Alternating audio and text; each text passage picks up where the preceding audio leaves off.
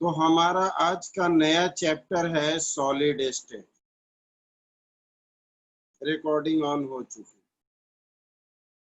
हमारा आज का नया चैप्टर है सॉलिड स्टेट। तो थोड़ा सा ध्यान देना। State of matter.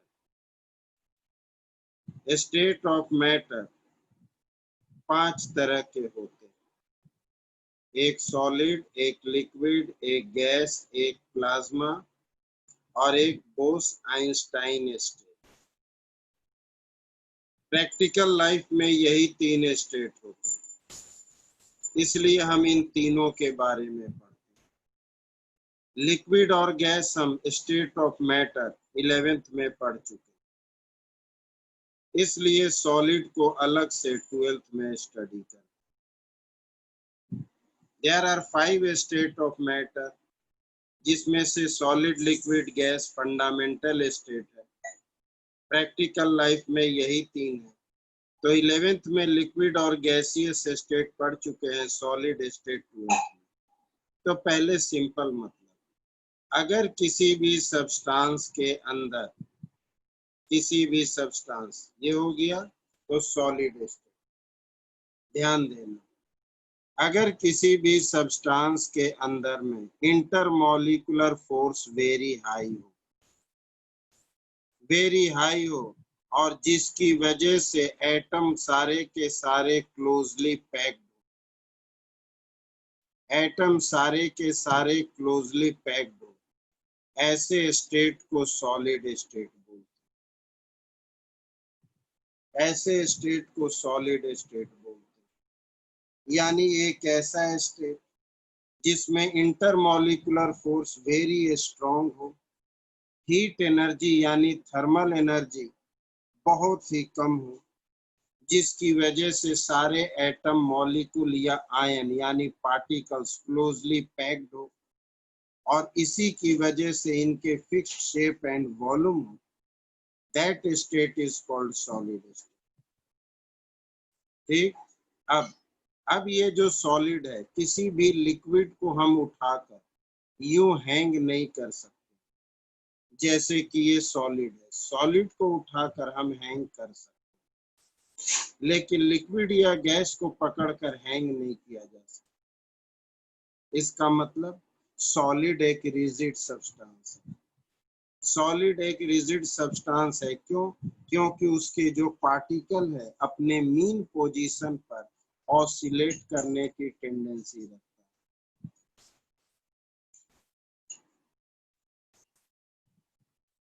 है। बोस-आइंस्टाइन स्टेट जो होता है कंडेंस स्टेट होता है। बोस-आइंस्टाइन स्टेट कंडेंस स्टेट होता है। सॉलिड को आप बोस-आइंस्टाइन नहीं बना सकते, वो हाइपोथेटिकल है, इमेजिनरी है। यानी उस टेम्परेचर पर जब -273 डिग्री से भी नीचे चले जाए, तो वैसे स्टेट पर हम जनरली सॉलिड स्टेट को लेकर जाना मुश्किल, और वो एक इमेजिनरी कंडीशन। ठीक, तो हम उनकी बात नहीं करेंगे। तो हमने कहा कि सॉलिड स्टेट के जो पार्टिकल है अपने मीन पोजीशन पर ऑसिलेट करता है, इसलिए कहा जाता है सॉलिड एक ठोस सब्सटेंस। ठोस का मतलब रिजिड इन नेचर, ये भी क्वेश्चन पूछते हैं। तो वेरी सिंपल सब्सटेंस, ध्यान से सुनना फिर पूछना। Having a strong intermolecular force and less thermal energy, heat energy को थर्मल एनर्जी कहते हैं। थर्मल एनर्जी जिसकी वजह से, ड्यू टू विच, जिसकी वजह से it has fixed shape, and volume. Fixed shape and volume called solid state, उन्हीं को हम सॉलिड कहते हैं, जिनमें ये प्रॉपर्टी है। यानी कोई भी सब्सटेंस को एक्सप्लेन करने के लिए मुझे इंटरमॉलिक्यूलर फोर्स और हीट एनर्जी ही चाहिए, इसकी वजह से सॉलिड। अब ये जो सॉलिड है तो कहा जाता है कि solids are rigid in nature, solids are rigid in nature, rigid होते, ठीक है। बिकॉज, कारण, तो because they are particle, because they are particle oscillate about their mean position। First chapter चल रहा है, first chapter about their mean position. इतना late ना आइए प्रियांशु बाबू, टाइम पर आइए 6 बजे। अबाउट देयर मीन पोजीशन, तभी समझ आएगा। पहले नए चैप्टर की शुरुआत, अच्छी बात है, बहुत देर हो गया तब तो खुशी की। तो अभी क्यों पूछ रहे हैं कि पहला चैप्टर? तो ध्यान देंगे अपने मीन पोजीशन पर, अपने मीन पोजीशन पर ऑसिलेट होने की टेंडेंसी होती है इनके पार्टिकल की, इस वजह से इन्हें रिजिड इन नेचर कहा, इन्हें रिजिड इन नेचर कहा जाता है। अब ये जो तुम्हारा सॉलिड है, अब ये जो सॉलिड है, सॉलिड के दो टाइप हो। एक ऐसा सॉलिड जिसे क्रिस्टलाइन कहा जाता है और एक एमॉर्फस सॉलिड। एक क्रिस्टलाइन सॉलिड, एक एमॉर्फस सॉलिड। एक एक करके पॉइंट पर ध्यान देना। जिस सॉलिड के अंदर में एटम का अरेंजमेंट रेगुलर हो, जिस सॉलिड के अंदर में एटम का अरेंजमेंट रेगुलर हो, सिमेट्रिकल हो, सिमेट्रिकल हो, उसे हम क्रिस्टलाइन सॉलिड बोलते हैं। और जिसके अंदर में इर्रेगुलर अरेंजमेंट हो, उसे हम एमॉर्फस सॉलिड बोलते हैं। यानी क्रिस्टलाइन सॉलिड का सिंपल मतलब सिमेट्रिकल या या regular arrangement, regular arrangement of particle, atom, molecule या आयन, कुछ भी कहना। और जिसके अंदर में इर्रेगुलर अरेंजमेंट, इर्रेगुलर अरेंजमेंट, वो हमारा amorphous.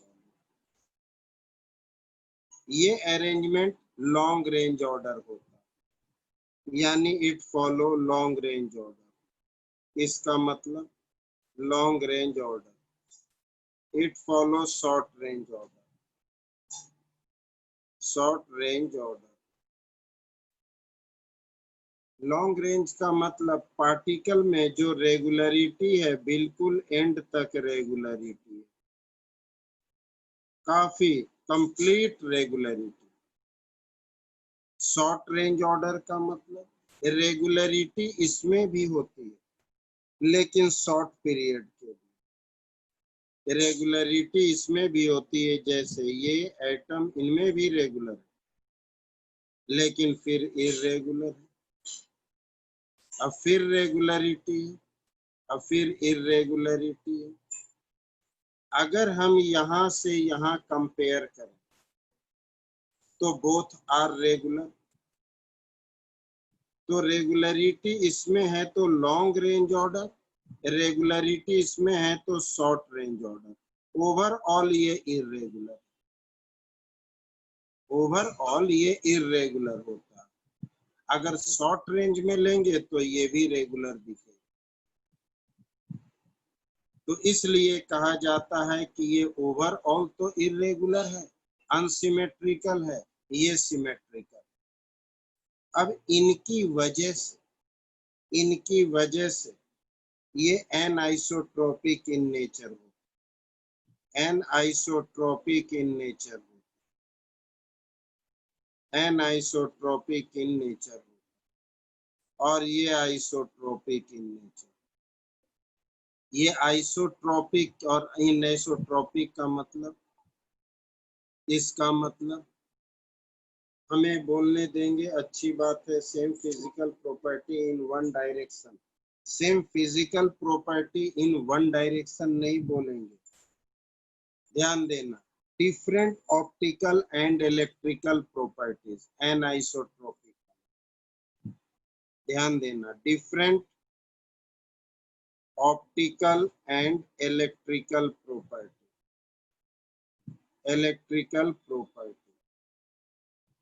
Due to different arrangement of particle in different direction. और इस केस में ध्यान देना, आइसोट्रोपिक है मतलब same optical and electrical property, same optical and electrical property. अब इसका मतलब क्या निकला, ध्यान देना। थोड़ा सा डायग्रामेटिकली बताना चाहेंगे, इसलिए एक सबसे पहले हम रेगुलर अरेंजमेंट को लेते हैं, ध्यान देना। ये क्रिस्टलाइन सॉलिड और ये amorphous solid. Crystalline solid plus plus plus plus plus minus minus, regular arrangement, सारे पॉजिटिव एक साथ, सारे नेगेटिव एक साथ। इरेगुलर अरेंजमेंट प्लस माइनस का मिक्सर, प्लस माइनस का मिक्सर। ये रेगुलर अरेंजमेंट, ये इरेगुलर। ऐसे सॉलिड में अगर कोई रे इधर से पास हो रहा है, ध्यान देना, तो इनके दोनों तरफ पॉजिटिव और नेगेटिव है, और वही रे इधर से पास हो रहा है तो इसके दोनों तरफ मिक्स है। ये क्रिस्टलाइन सॉलिड। एमोर्फस में अगर इधर से जाओ तो दोनों का मिक्सर, और इधर से भी आओ तो भी दोनों का मिक्सर, यानी किसी भी डायरेक्शन में जाएंगे सेम मिलेगा एमोर्फस में। और इसमें अगर डायरेक्शन चेंज होगा तो डिफरेंट मिलेगा, दैट इज द केस। तो क्रिस्टलाइन के अंदर में हमने कहा कि एनआइसोट्रोपिक अगर ऑप्टिकल और इलेक्ट्रिकल प्रॉपर्टी हम फ्रॉम रिकनेक्टिंग, ये कौन सा नाम है भाई, रिकनेक्टिंग। आप लोग अपने नाम के साथ आया करो, ओरिजिनल नेम के साथ। अब यहाँ मैसेज डाल रहे हैं कि रिपीट कर दो, कौन, तो रिकनेक्टिंग। अब रिकनेक्टिंग कौन है, ध्यान देंगे। इलेक्ट्रिकल प्रॉपर्टीज डिफरेंट कैसे, ध्यान देना। अगर आपका इधर से different direction anisotropic, different in different direction anisotropic, ये एनआइसोट्रोपिक है और ये आइसोट्रोपिक है, सेम है। अरेंजमेंट सेम है, इधर इधर पॉजिटिव इधर नेगेटिव, इधर चलेंगे तो दोनों का मिक्सर। ऐसे सब्सटेंस में मान लो अगर सब्सटेंस है, इलेक्ट्रिकल प्रॉपर्टी अलग अलग, कंडक्टिविटी वगैरह, ये सारी कंडक्टिविटी वगैरह सब कुछ। तो ऐसे सब्सटेंस के अंदर में इलेक्ट्रिकल प्रॉपर्टी वेरी कर, और ऐसे सब्सटेंस में इलेक्ट्रिकल प्रॉपर्टी सेम रहेगा। रिफ्रैक्टिव इंडेक्स इनमें वेरी करेगा। रिफ्रैक्टिव इंडेक्स ऐसे सब्सटेंस में वेरी करेगा, लेकिन इस सब्सटेंस में सेम रहेगा, चाहे वो जो भी हो, अरेंजमेंट होने की वजह से। अरेंजमेंट होने की वजह से ये इधर जाने पर ये मिल रहा, और इधर आने पर दोनों का मिक्सर। इसमें इधर भी मिक्सर है, इधर भी मिक्सर, दोनों तरफ से मिलेगा, कोई दिक्कत। ऐसा सब्सटेंस क्लीवेज प्रॉपर्टी शो करता है। हाँ जी, किसी का ज्यादा किसी का कम होगा, अलग अलग मिलेंगे, इसमें सेम मिलेंगे। ये शो क्लीवेज प्रॉपर्टी, ये क्लीवेज प्रॉपर्टी शो करता है, ये does not show cleavage property. Does not show cleavage property का मतलब ऐसे सब्सटेंस को जब कट करेंगे, ऐसे सब्सटेंस को जब कट करेंगे तो स्मूथ सरफेस मिलेगा, यानी स्मूथ सरफेस आफ्टर कटिंग, और इसके अंदर में रफ सरफेस, इसके अंदर में रफ सरफेस। अब ये कैसे होगा, तो 1 सेकेंड होल्ड करना।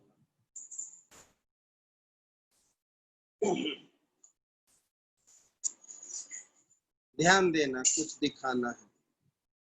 क्रिस्टलाइन सॉलिड, ध्यान से तभी। Crystalline solid regular arrangement, amorphous solid irregular arrangement. Crystalline solid को जब कट करोगे तो एक स्मूथ सरफेस मिलेगी। एमॉर्फस सॉलिड को अगर कट करते हो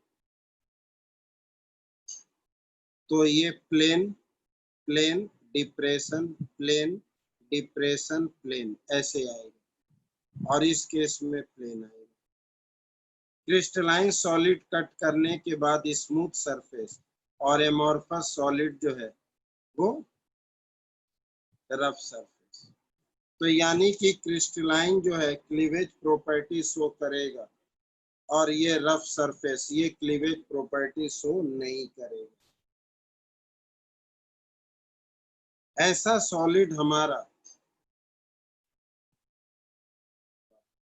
हाँ लास्ट टॉपिक कटा है, लेकिन आप सारे टॉपिक पढ़ेंगे। खुरदुरा, खुरदुरा ही, रफ का मतलब खुरदुरा, ठीक ना।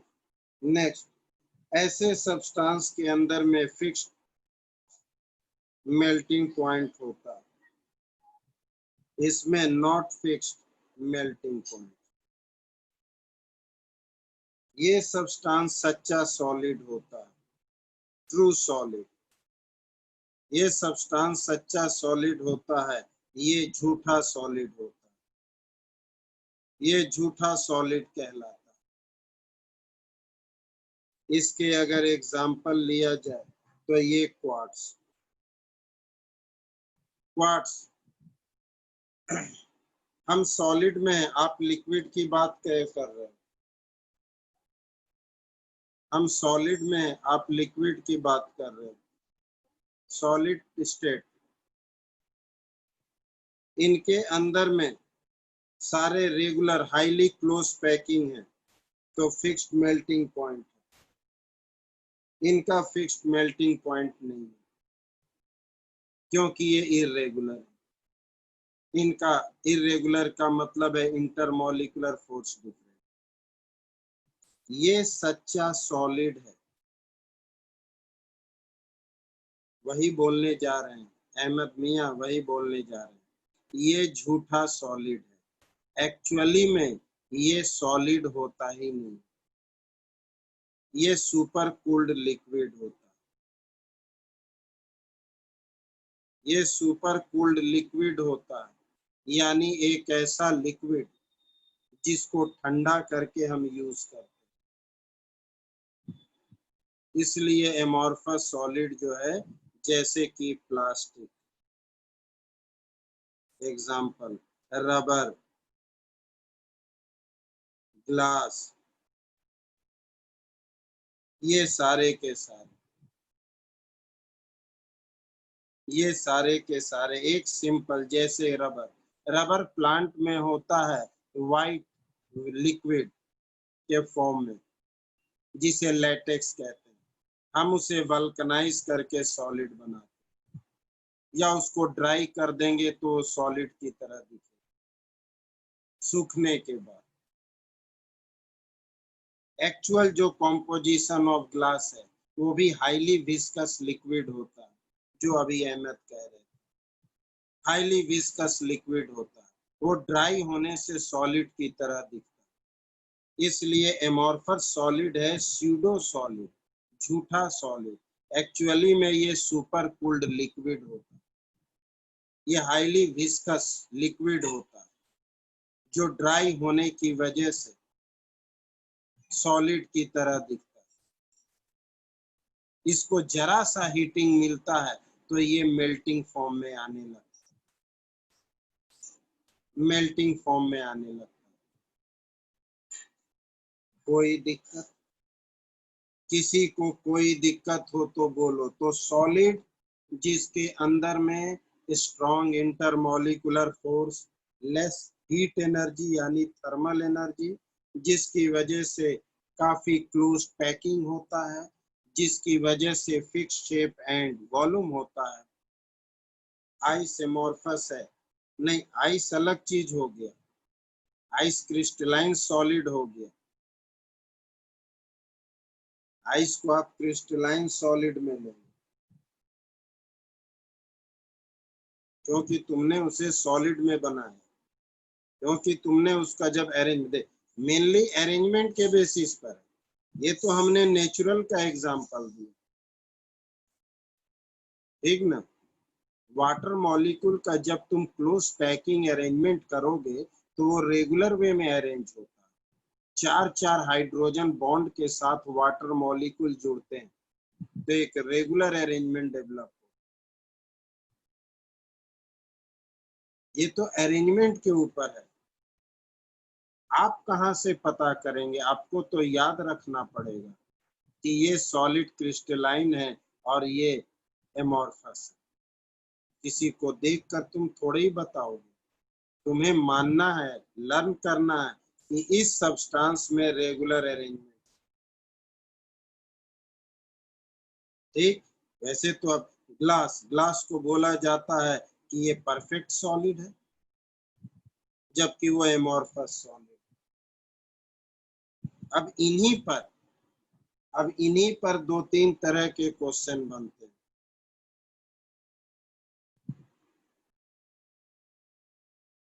जो भी आप क्रिस्टल वर्ड यूज कर लेते हैं तो वो क्रिस्टलाइन, क्रिस्टल वर्ड यूज होते ही क्रिस्टलाइन। जब तक रेगुलर अरेंजमेंट नहीं होगा, क्रिस्टलाइन अरेंजमेंट नहीं होगा, हम उसे क्रिस्टल कैसे बोलेंगे?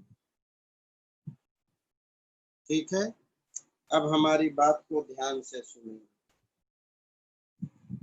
तभी अब इनसे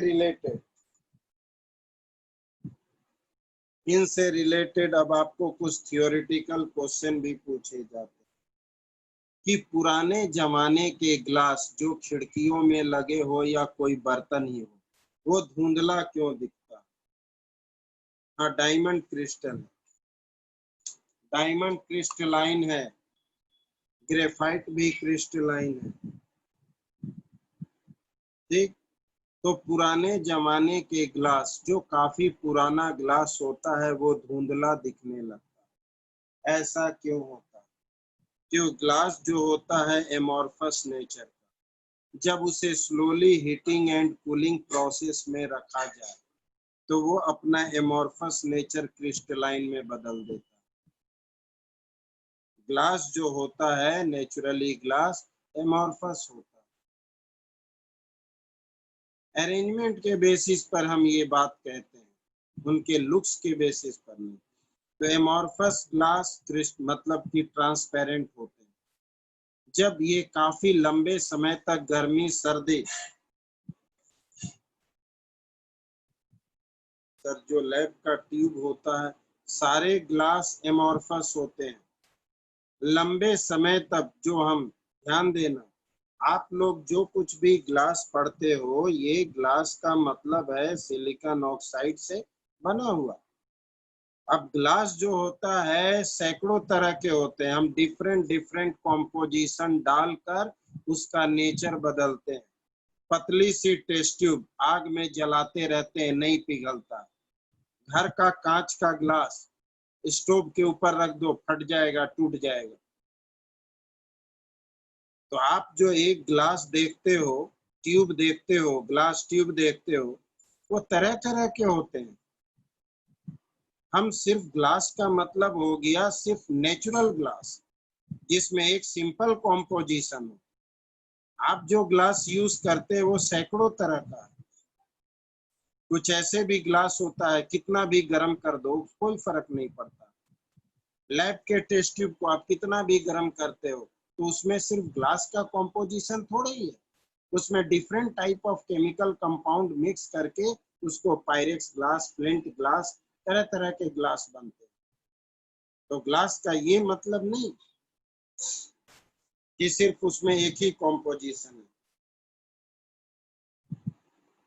ग्लास का शेप देते हैं मेल्ट करके। अब हमारी बात को ध्यान से सुने, जो टॉपिक है उन्हीं से रिलेटेड कुछ टॉपिक पे डिस्कस करें और उसी को मानकर चलें। अब पूरा प्रैक्टिकल लाइफ का सारा एग्जाम्पल लेकर बैठ जाएंगे तो एमॉर्फस और सॉलिड में 1 महीना लग जाएगा, ठीक ना। तो आप किसी भी सब्सटेंस को देखकर नहीं बता सकते कि ये क्रिस्टलाइन है कि एमॉर्फस। तुम्हें पता होना चाहिए कि ऐसे सब्सटेंस के एक्चुअली में जो अरेंजमेंट ऑफ पार्टिकल है, एटम है, वो रेगुलर है, इस वजह से ये क्रिस्टलाइन। और जिसके अंदर इरेगुलर अरेंजमेंट है वो एमॉर्फस है। उनके कुछ एग्जाम्पल याद रखना। अब हमारी बात ध्यान से सुनना। खिड़कियों में जो ग्लास लगे होते हैं वो एमॉर्फस होते हैं। लंबे समय तक हीटिंग एंड कूलिंग प्रोसेस, काफी लंबे समय तक, 10 साल, 15 साल या 20 साल, 40 साल, इतने लंबे समय तक हीटिंग एंड कूलिंग प्रोसेस से वो अपना एमॉर्फस नेचर क्रिस्टलाइन में बदल देता है, जिसकी वजह से वो धुंधला दिखने लगता है। तो इन पे क्वेश्चन बना जाता है इधर। तो एंशिएंट ग्लास becomes milky, ध्यान देना, milky in color because for a long period of time, slowly heating and cooling process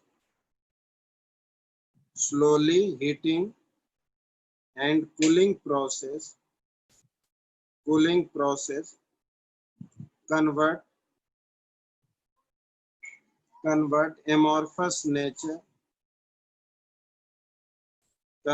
amorphous nature into crystalline. वो एमॉर्फस नेचर से क्रिस्टलाइन में कन्वर्ट हो जाता है इस वजह से, ठीक। अब हमारे पास एक एमॉर्फस जो है,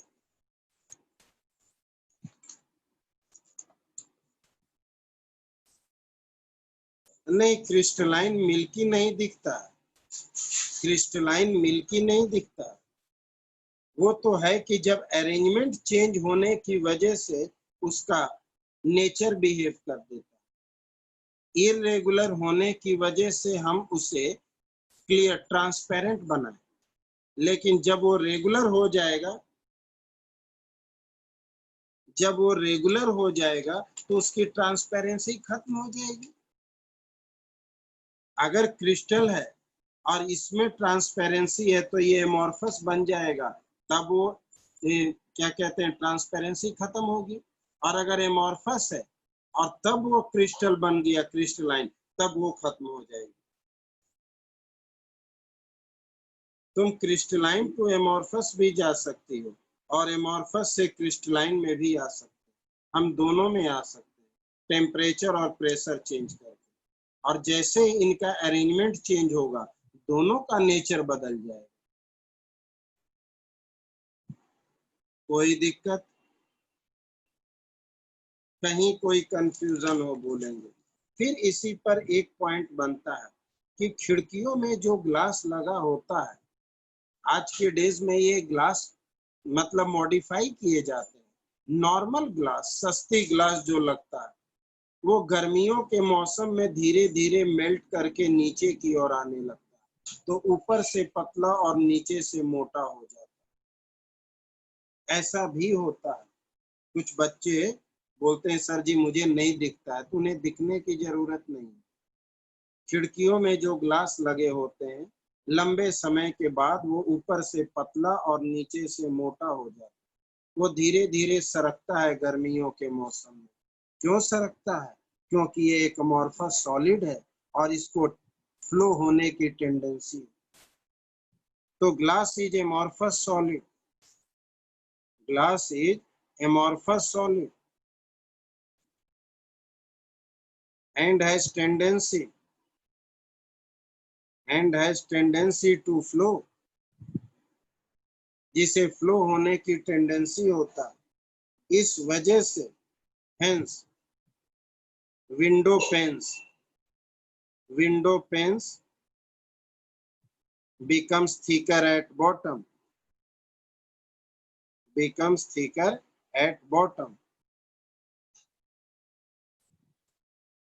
धीरे धीरे जैसे जैसे गर्मी बढ़ता जाता है, फिर वो लंबे समय के बाद वो धीरे धीरे मेल्ट करके नीचे चौड़ा हो जाता है। कारण तो एमॉर्फस सॉलिड होने की वजह से उसकी टेंडेंसी होती है फ्लो होने की, इस वजह से। तो एमॉर्फस और क्रिस्टलाइन दो तरह के सॉलिड है। एक्चुअल सॉलिड तो क्रिस्टलाइन सॉलिड है, इसलिए हमें पूरे चैप्टर में सिर्फ क्रिस्टलाइन सॉलिड ही पढ़ना है, एमॉर्फस नहीं पढ़ना, क्योंकि ट्रू सॉलिड क्रिस्टलाइन सॉलिड है, एमॉर्फस सॉलिड स्यूडो सॉलिड। तो इसलिए मुझे सिर्फ क्रिस्टलाइन सॉलिड पढ़ना। तो अब आगे चलते हैं type of crystalline solid. Type of crystalline solid on the basis of intermolecular force, intermolecular force की वजह से होता है सब कुछ। तो on the basis of intermolecular force it can be classified into 4 types, 4 तरह के होते हैं, बहुत ध्यान से देखना। तो on the basis of intermolecular force it is of 4 type. ये 4 तरह के होते हैं इंटरमॉलिकुलर फोर्स के बेसिस। तो ध्यान से देखना, क्रिस्टलाइन सॉलिड 4 तरह के होते हैं इंटरमॉलिकुलर फोर्स के बेसिस। पहला है मॉलिकुलर सॉलिड,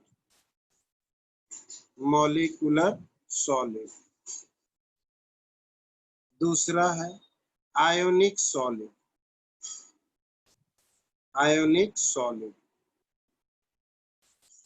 क्रिस्टलाइन सॉलिड, सारे क्रिस्टलाइन है। तीसरा है कोवेलेंट सॉलिड,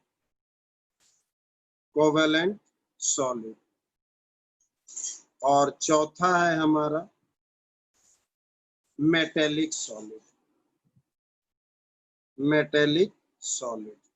4 तरह के क्रिस्टलाइन सॉलिड होते हैं।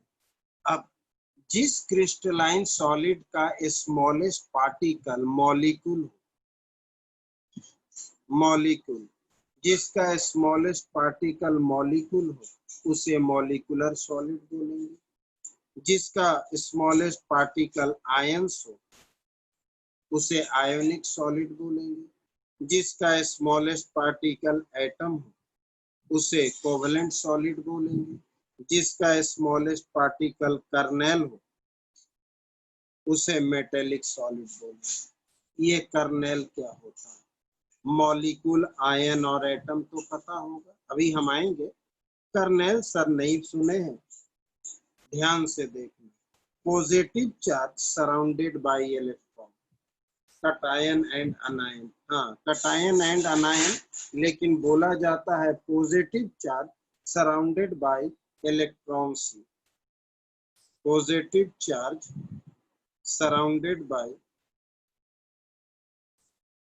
by electron, that is cation और अनायन नहीं बोलेंगे, by electron, that is metallic. नहीं, आयंस अलग चीज है। आयंस का मतलब कटायन एंड अनायन, इसमें ओनली कटायन। आयंस का मतलब Na+Cl-, इसमें सिर्फ Na+ and electron, no Cl-। अब मेटेलिक सॉलिड है तो मेटल का ही एग्जाम्पल केवल होगा, तभी तो मेटेलिक सॉलिड है। अभी हम आएंगे एक एक करके। वैसे थोड़ा सा पहले बता दें कि जैसे आयरन का टुकड़ा है, तो आयरन का टुकड़ा है तो इसमें आयरन किस फॉर्म में है, इसके अंदर आयरन इस फॉर्म में रहता है, दैट इज कर्नल। आयरन इस फॉर्म में रहता है, tendency to loss electron, free electron होता है, इसके अंदर फ्री इलेक्ट्रॉन होता है, इसलिए इलेक्ट्रिसिटी कंडक्ट होता है, that is kernel, that is colonel.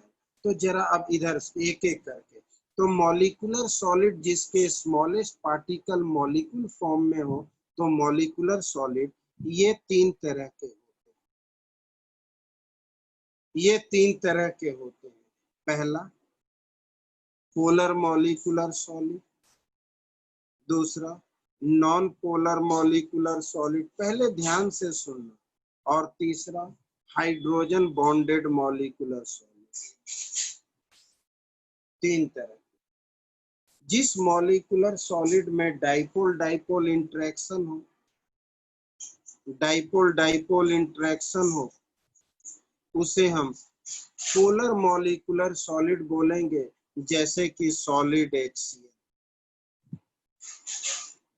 HCl को कंडेंस्ड कर।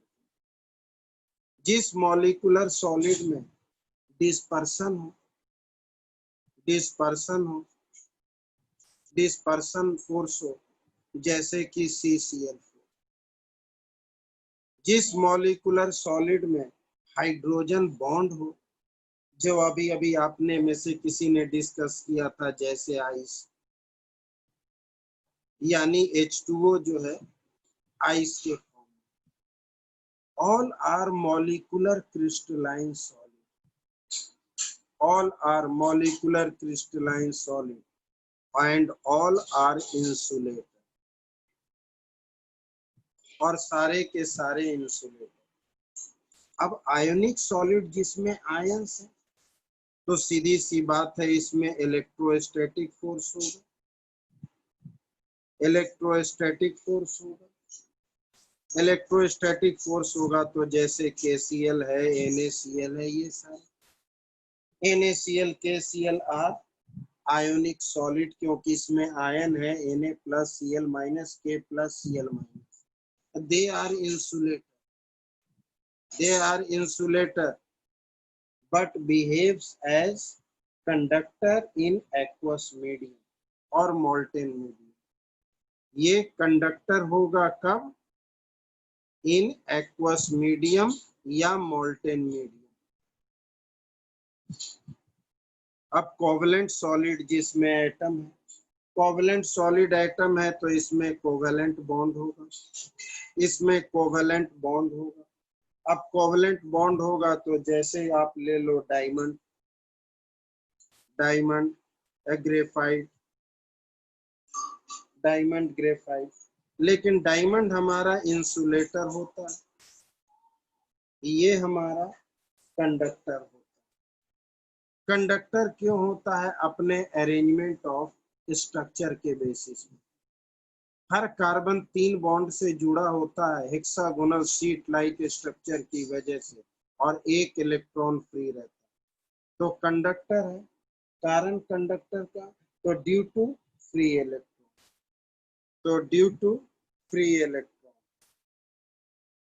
Free electron and behave as, एक सेकंड रुक जाना, बिहेव एज लुब्रिकेंट, बिहेव नहीं, used as, used as lubricant. क्यों, हेक्सागोनल शीट लाइक स्ट्रक्चर, एक शीट दूसरे के ऊपर स्लिपरी नेचर का हो, ये दोनों ही प्रॉपर्टी का मेन कारण due to hexagonal sheet structure, hexagonal sheet structure की वजह से होता है। थोड़ा सा आइडिया देते, ग्रेफाइट हमारा ऐसा होता है, ग्रेफाइट हमारा ऐसा होता है, एक कार्बन 3 ही बॉन्ड बनाता है, एक इलेक्ट्रॉन फ्री रहता है, हर जगह एक कार्बन 3 ही बॉन्ड बनाता है और इसी के नीचे फिर सीट स्ट्रक्चर होता है, इसी के नीचे फिर सीट स्ट्रक्चर। तो ये दोनों लेयर स्लिपरी नेचर का होता है, इस वजह से ये हमारा लुब्रिकेंट की तरह यूज हो। अब अगर मेटेलिक सॉलिड है तो सीधी सी बात है उनके बीच में मेटेलिक बॉन्ड ही होगा, उनके अंदर में मेटेलिक बॉन्ड होगा और मेटेलिक बॉन्ड होगा तो सारे के सारे कंडक्टर ही होंगे। अब कंडक्टर होंगे तो जैसे सिल्वर है, आयरन है, गोल्ड है, कॉपर है, कुछ भी ले लो। तो क्रिस्टलाइन सॉलिड के 4 तरह, that is the classification of crystalline solid on the basis of intermolecular। Metallic bond covalent नहीं होता है बाबू, मेटेलिक बॉन्ड कोवेलेंट नहीं होता है। मेटेलिक बॉन्ड मेटल के बीच होता है और कोवेलेंट बॉन्ड नॉन मेटल के बीच होता है, याद रखना। कोवेलेंट बॉन्ड नॉन मेटल के बीच होता है, मेटेलिक बॉन्ड मेटल के अंदर होता है। आप में से किसी को कुछ पूछना है, किसी को कुछ भी पूछना है तो बोल दीजिए। सॉलिड के 2 टाइप, क्रिस्टलाइन एंड एमोर्फस, दोनों का प्रॉपर्टीज। हमारे पूरे चैप्टर में क्रिस्टलाइन ही क्रिस्टलाइन है, एमोर्फस कहीं नहीं। और क्रिस्टलाइन के ये 4 टाइप होते हैं। HCl मोल्टेन फॉर्म में इलेक्ट्रिसिटी कंडक्ट करेगा? बिल्कुल नहीं करेगा। HCl क्यों कंडक्ट करेगा? वो तो मॉलिक्यूल है, मॉलिक्यूलर फॉर्म में है, उसमें तो आयन है नहीं।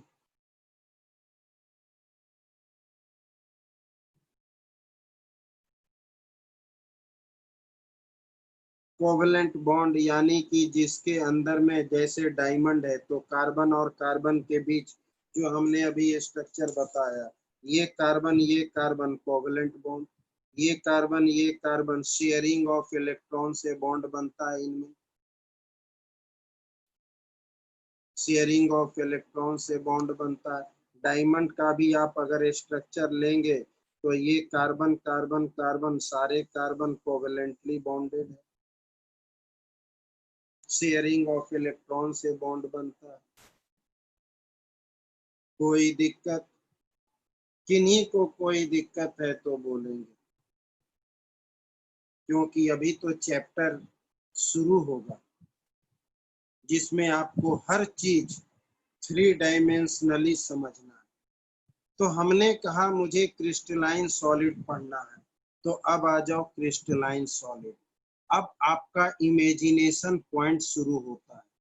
जितना इमेजिनेशन आपका परफेक्ट होगा उतना सही समझ आएगा, अदरवाइज दिक्कत होगी। क्रिस्टलाइन सॉलिड, क्रिस्टलाइन सॉलिड, सिर्फ हमें क्रिस्टलाइन सॉलिड ही पढ़ना।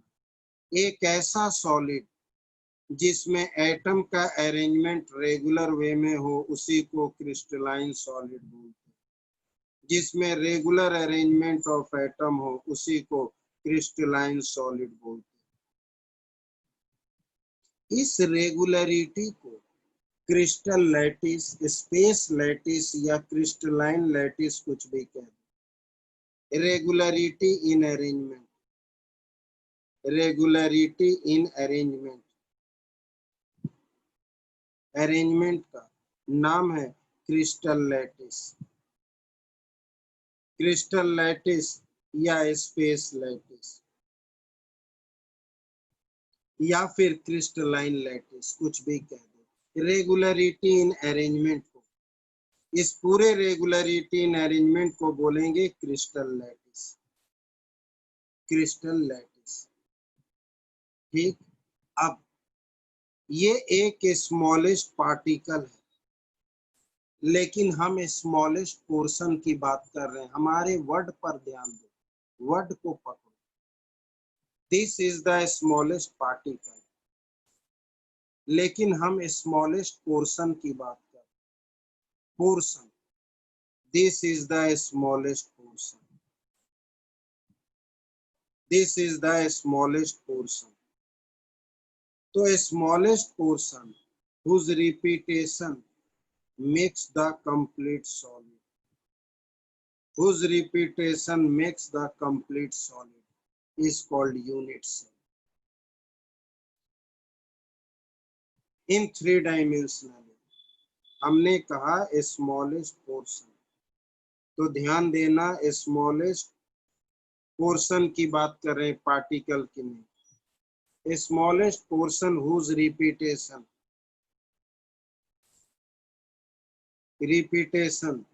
इन 3D थ्री डायमेंशनली चारों तरफ से makes complete solid, makes complete solid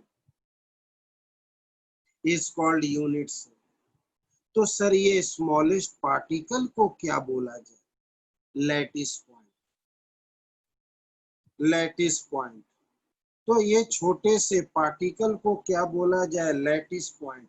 यानी it gives an idea about location of particle in space, three dimensional किसी भी पार्टिकल का लोकेशन का आइडिया देता है, तो लैटिस पॉइंट इसे बोलेंगे।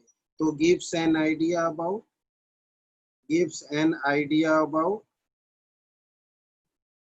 location of particle, location of particle in space, three dimensionally space में।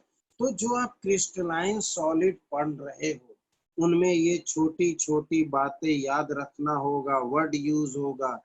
यूनिट सेल क्या है, क्रिस्टल लैटिस यानी स्पेस लैटिस क्या है, लैटिस पॉइंट। अब अगर मुझे यूनिट सेल का आइडिया हो जाए तो पूरे क्रिस्टलाइन सॉलिड का नेचर बता सकते। इस वजह से मुझे सबसे पहले यूनिट सेल के बारे में पढ़ना, इस वजह से मुझे सबसे पहले यूनिट सेल के बारे में, तो हम पढ़ने जा रहे हैं यूनिट सेल। यूनिट सेल यानी स्मॉलेस्ट पोर्शन, लेकिन थ्री डायमेंशनली यूनिट सेल दिखेगा कैसा? थ्री डायमेंशनली यूनिट सेल दिखेगा कैसा? डिपेंड करता है उसका लेंथ क्या है, उसका ब्रेथ क्या है, उसका हाइट क्या है और इनके बीच एंगल क्या है। यानी कि लेंथ, ब्रेथ और हाइट के साथ साथ in between angles alpha, beta और गामा। तो there are 6 parameters, 3 sides and 3 angles. There are 6 parameters, 3 sides and 3 angles, which can explain the different type of unit cell, यानी different type of crystal lattice. इनके basis पर हम बताएंगे। तो सीधी सी बात है, हमने क्या कहा कि there are 6 parameters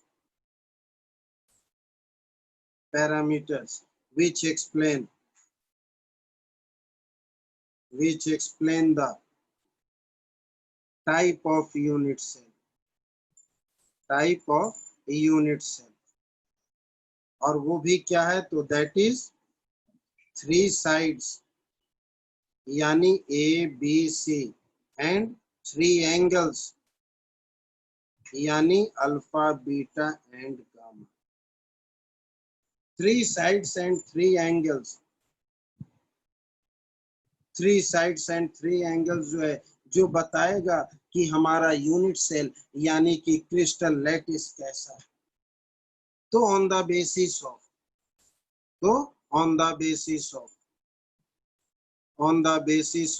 3 sides and 3 angles, there are 7 type of crystal lattice यानी unit cell, 7 type of crystal lattice। Side और एंगल के बेसिस पर 7 टाइप ऑफ क्रिस्टल लैटिस है। तो जरा ध्यान देना, इमेजिन करके चलो। अब पहला टाइप, हो सकता है सारा का सारा साइड बराबर हो, सारा का सारा एंगल भी बराबर हो, और वो सारे के सारे 90 डिग्री के बराबर हो। तो पहला है अगर सारे साइड बराबर हो, सारे एंगल बराबर हो और वो सारे एंगल 90 डिग्री के बराबर हो, तो इसका ज्योमेट्रिकल फिगर कैसा दिखेगा? क्यूब।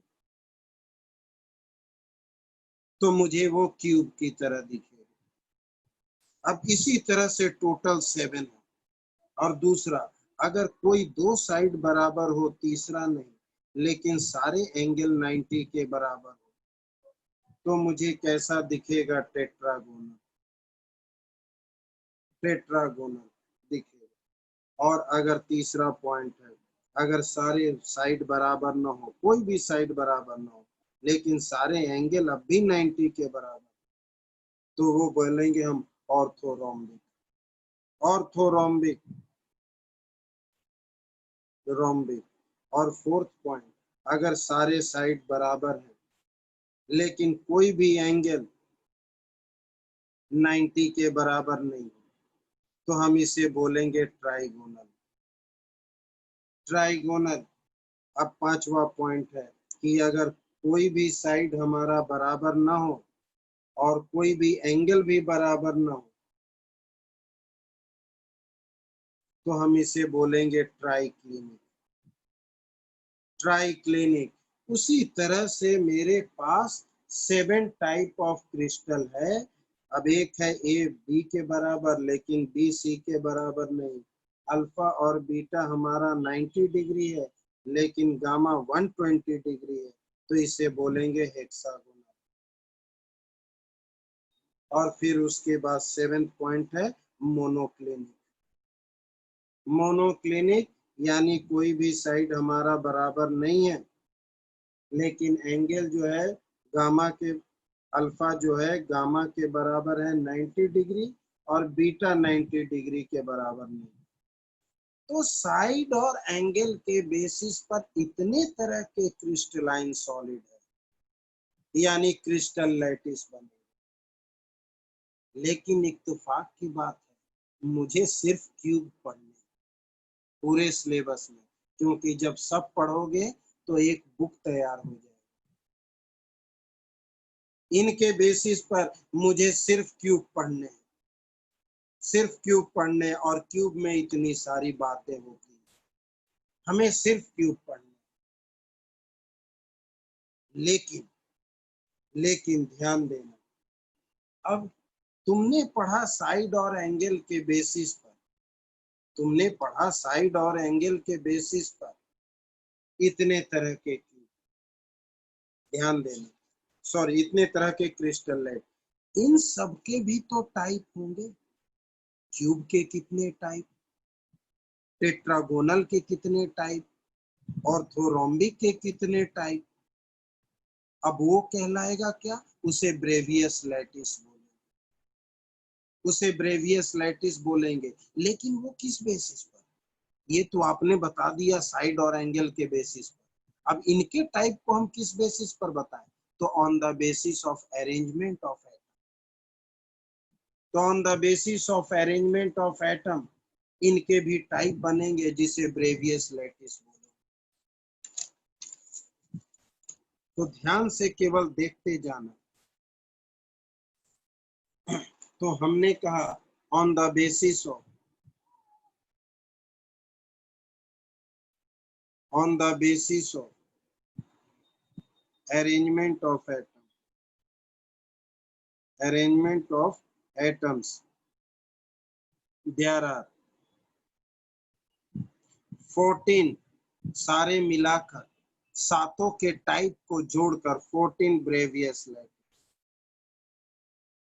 14 Bravais lattice. लेकिन मुझे तो सिर्फ क्यूब पढ़ने हैं, इसलिए हम सिर्फ क्यूब का ब्रेवियस पढ़ें। यानी क्यूब के कितने टाइप? हमने अभी पीछे क्या कहा कि सातों में से मुझे सिर्फ क्यूब पढ़ने, सातों के टोटल टाइप 14 है, लेकिन हमें पढ़ने हैं सिर्फ क्यूब। तो हम सिर्फ क्यूब का टाइप पढ़ें, यानी type of cube, type of cube, हम क्यूब के टाइप। अब क्यूब के टाइप हैं तो ब्रेवियस के अकॉर्डिंग क्यूब के तीन ही टाइप, ब्रेवियस के अकॉर्डिंग क्यूब के तीन ही टाइप हैं, लेकिन हम 5 टाइप पढ़ेंगे।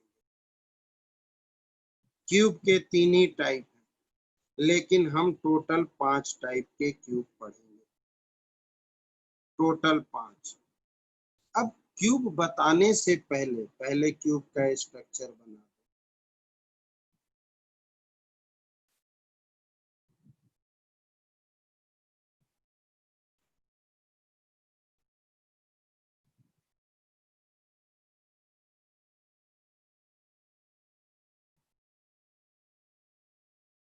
क्यूब के पहले अब जरा एक चीज बता दें, हम लिखेंगे अलग तरीके से, सोचना है अलग तरीके से। पता नहीं सर जी क्या क्या बोल देते हैं, लिखते हैं अलग तरीके से, सोचेंगे अलग तरीके से, बिल्कुल ऐसा करना होगा।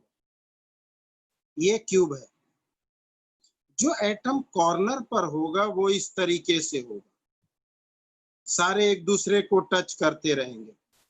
टच तभी नहीं करेंगे जब दोनों के बीच में कोई एटम आ जाए, ये टच तभी नहीं करेंगे जब इनके बीच में कोई एटम आ जाए, यानी कि every atom touches each other. ये तुम्हें इमेजिन करके चलना है। क्यों इमेजिन करने बोल रहे हैं? क्योंकि हम तो आपको ऐसे दिखाएंगे, इतना बड़ा बड़ा नहीं लिखेंगे, हम आपको ऐसे दिखाएंगे, और आपको मान के चलना है कि सारे एटम एक दूसरे से टचिंग कंडीशन में।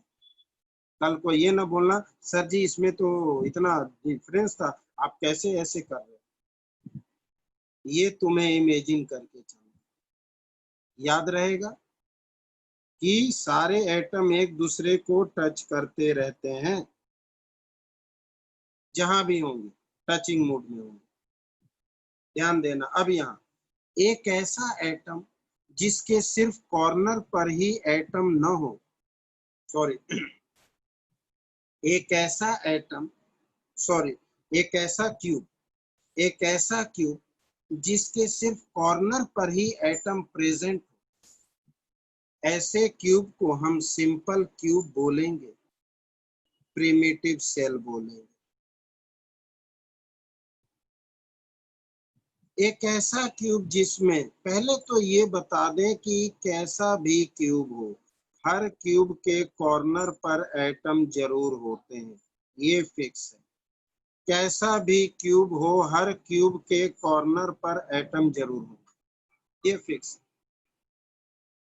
जिसमें सिर्फ कॉर्नर पर हो सिंपल क्यूब, जिसमें कॉर्नर के अलावा बॉडी के सेंट्रल पार्ट में हो बॉडी सेंटर्ड क्यूब, जिसमें कॉर्नर के अलावा हर फेस पर हो, अपर face, lower face, left face, right face, back face, front face, face centred cube, जिसमें अल्टरनेट फेस हो, मर्जी तुम्हारी, लेफ्ट राइट, आगे पीछे, ऊपर नीचे, कहीं भी रख दो, इधर रख दो, इधर रख दो, इधर रख दो, कहीं भी दो फेस पर हो, फिर इसे बोलेंगे एंड सेंटर्ड क्यूब। और अगर हर किनारा पर हो तो इसे बोलेंगे एज सेंटर्ड क्यूब। हर किनारे पर हो तो इसे बोलेंगे as centred cube.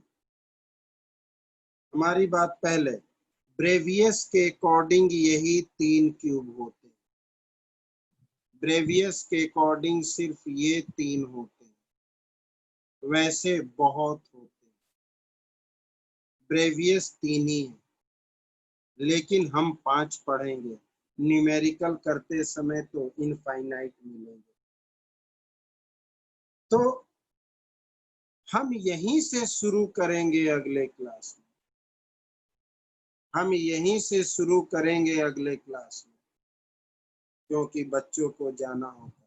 Solid state है, इमेजिनेशन बहुत ज्यादा है, थोड़ा सा घर पे मन से पढ़ना।